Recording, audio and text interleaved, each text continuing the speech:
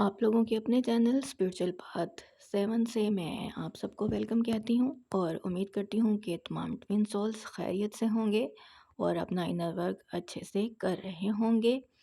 तो आज का टॉपिक इम्पोर्टेंट है और वैसे तो रोज़ का जो भी टॉपिक होता है वो इम्पोर्टेंट ही होता है, क्योंकि वो जर्नी में आपको आगे ले जाने के लिए यूज़फुल होता है। लेकिन आज का टॉपिक इसलिए इम्पोर्टेंट है क्योंकि आप ये जानना चाहते हैं, क्योंकि वो ट्विन सोल्स जो कि अदर स्पाउस के साथ मैरिड हैं, यानी कि कार्मिक या सोलमेट के साथ।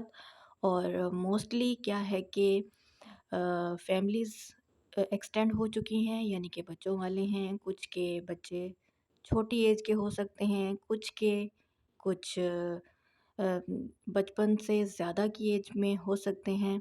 तो ऐसी सिचुएशन हर एक की हो सकती है, लेकिन इतना नहीं कि जिसे आप बिल्कुल ओल्ड एज कहें। कुछ दरमियानी जो उम्र होती है, उसमें आके ट्विन सोल्स का 3D में आमना-सामना होता है या उन्हें पता चलता है कि वो एक जर्नी में हैं, जिसे ट्विन फ्लेम जर्नी कहते हैं। ये केसेस बहुत ज़्यादा कॉमन है कि ऐसा होता है, और ये सवाल अक्सर फेमिनाइन्स के माइंड में उठता भी है कि अगर ट्विन फ्लेम ने उनकी लाइफ में आना ही था तो वो उनकी मैरिज से पहले आते, ताकि उनकी मैरिज अपने ट्विन फ्लेम के साथ पॉसिबल होती। तो देखिए, यहाँ पर इस चीज़ की बहुत सारी रीज़न्स हो सकती हैं। यहाँ पर जो सबसे पहली जो बात है, जो सबसे पहला की पॉइंट है, वो ये कि एक तो ये सब आपके सोल कॉन्ट्रैक्ट का हिस्सा होता है। दूसरा, आपके पास्ट लाइफ कर्मास होते हैं, और कहीं न कहीं आपके इस लाइफ टाइम के कर्मास भी होते हैं, लेकिन ये उससे ज़्यादा आपके सोल कॉन्ट्रैक्ट पर और आपके पास्ट लाइफ कर्मास पर डिपेंड करता है। आपकी सोल सब जानती है कि ऐसा होगा, लेकिन आपकी 3D सेल्फ इस चीज़ को कबूल नहीं करती, और उस टाइम तो क्योंकि आप एक दूसरे के से मिले ही नहीं होते, तो आपको इस चीज़ का अंदाज़ा नहीं होता। एक पॉइंट तो ये है। अब दूसरा पॉइंट ये है कि ट्विन फ्लेम जर्नी में आपका जो माइंड है या आपका हार्ट है, आपकी बॉडी है, कुछ भी है, ये उसके रेडी होने से नहीं होता कि आपका ट्विन फ्लेम कब आपकी लाइफ में आएगा। ये आपकी जब सोल रेडी होती है अपने काउंटर पार्ट का सामना करने के लिए, ये उसी वक्त होता है।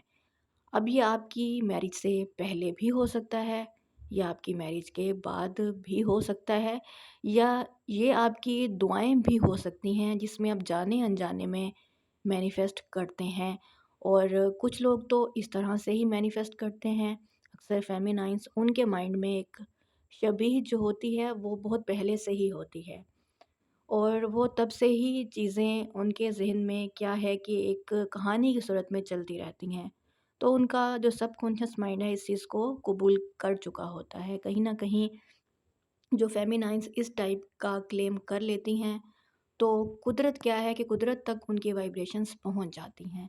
तो मोस्टली देखा गया है कि ऐसी फेमिनाइन्स अदर स्पाउस के साथ मैरिड नहीं होती, लेकिन इनकी शादी डिले हो जाती है अपने काउंटर पार्ट का वेट करते करते, क्योंकि इनकी सोल रेडी नहीं होती है उनका सामना करने के लिए। माइंड बॉडी तो कह रहे होते हैं, हार्ट तो कह रहा होता है कि अब आ जाए, लेकिन क्योंकि सोल रेडी नहीं होती, तो ऐसे में क्या है कि मैरिज काफ़ी देर बाद होती है। मोस्टली देखा गया है कि 30s के बाद होती है। अब क्योंकि जिन फेमिनाइन्स ने ऐसा कभी लाइफ में क्लेम नहीं किया हुआ होता, तो उनकी शादी कहीं और हो जाती है। तो जब उनकी सोल रेडी होती है तो उस वक़्त काफ़ी टाइम हो चुका होता है। तो देखिए, सोल इन चीज़ों को नहीं जानती है कि 3D में क्या हो रहा है, और डिवाइन भी इस चीज़ को नहीं जानते हैं कि 3D में क्या है। आपके लेसन्स हैं, ये दुनिया वैसे भी इम्तिहान गाह है, तो आप लेसन्स के लिए इस दुनिया में आते हैं। बस डिवाइन को इसी चीज़ से है कि अब आपने लेसन्स कितने सीखे हैं, तब आपको वापस आपकी असली जगह यानी कि लाइट में बुला लिया जाए, जिसे आलम अरवाह कहा जाता है। अब ये आपके अपने लेसन्स पर डिपेंड करता है। डिवाइन बस यही चाहते हैं कि आप अपने लेसन्स अच्छे से सीख कर वापस ऊपर उनके पास आएँ। तो यहाँ पर जो शादी पहले होने या बाद में होने, या ये सारी बातें सोल को नहीं पता होती हैं। सोल को तब पता होती हैं जब वो रेडी होती है। लेकिन जिस भी एज में आपको जर्नी का पता चलता है, चाहे वो आपके अदर स्पाउस के साथ मैरिज से पहले चलता है या बाद में चलता है, जर्नी को इस चीज़ से कोई लेना-देना नहीं है। आपकी सोल रेडी है, वो अपने काउंटर पार्ट से मिल चुकी है। अब बाकी का सफ़र क्या है कि आपने ये एक रूहानी सफ़र है, आपकी रूह का सफ़र है, आपने इसको तय करना है। इसमें फिर आपकी हीलिंग आ जाती है, आपकी कर्मा क्लियरिंग आ जाती है। इसमें आपका सोल पर्पस आ जाता है, सोल मिशन आ जाता है, वो आपने करना ही है और डिवाइन गाइडेंस आपको मिल रही होती है, ड्रीम्स के थ्रू में, फ्लैशेस के थ्रू या आपको 3D में भी ऐसी एनर्जीज़ प्रोवाइड की जाती हैं। आप यहाँ पर एनिमल्स, बर्ड्स की मिसाल ले लें, आपको प्लांट्स भी बहुत सारी एनर्जी, साइंस एंड सिंक्रोनिसिटीज़ बताते हैं, जैसा कि आपको चैनल पे ऐसी चैनलिंग मिलती है, मैं भी देती रहती हूँ। तो बस डिवाइन के यही साइंस और सिग्नल्स होते हैं जिसको आपने जानना होता है और समझना होता है और इसी को साइंस और डिवाइन गाइडेंस समझकर आगे चलना होता है, क्योंकि आप जानते हैं कि डिवाइन की हमारी तरह कोई लैंग्वेज या बोली नहीं है। जो डिवाइन की बोली है वो लाइट की बोली है, वो एक रोशनी है, वो एक एनर्जी है जो आपको एनर्जेटिक वे में ही समझनी है। वो आपको डिवाइन आकर सामने, आपके सामने बैठ के नहीं बोलेंगे। आपने उसको 3D में समझते हुए आगे चलना है और आप ब्लेस्ड हैं कि आपको ये जर्नी मिली है। इसमें एज की कोई कैद नहीं है, ये जिस भी एज में मिली है, आपको पता चला है कि आप इस जर्नी का पार्ट हैं, तो आप डिवाइन को ग्रैटिट्यूड पे करते हुए जर्नी में इसी तरह से आगे बढ़ते रहें, स्पिरिचुअली ग्रो करें, रूहानियत में अपना मुकाम बनाएँ, वो सब करें जो करने आप यहाँ पर आए हैं। क्योंकि आपकी 3D सेल्फ नहीं जानती है, क्योंकि उस पे ईगो की लेयर्स हैं, लेकिन आपकी हायर सेल्फ सब समझती है।